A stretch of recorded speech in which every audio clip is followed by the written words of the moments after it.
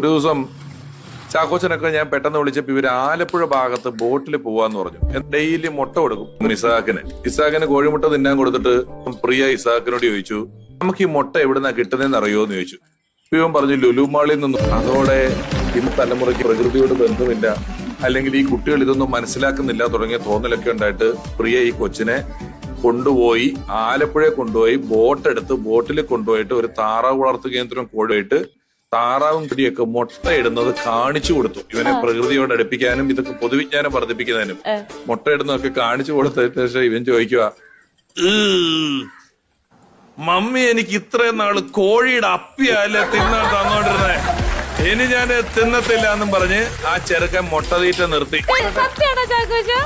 പകുതി സത്യമാണ്, കംപ്ലീറ്റ് സത്യമാണ്. പിന്നെ അവൻ മുട്ട തിന്നാണ്ടായി. കാരണം ഇവരിത് കണ്ടതോടുകൂടിയ മുട്ടയൊക്കെ അവിടെ കാട്ടത്തി കിടന്നെടുക്കുന്ന കാണിച്ച് പ്രകൃതിയോട് അടുപ്പിച്ച് ഇപ്പൊ മുട്ട തിന്ന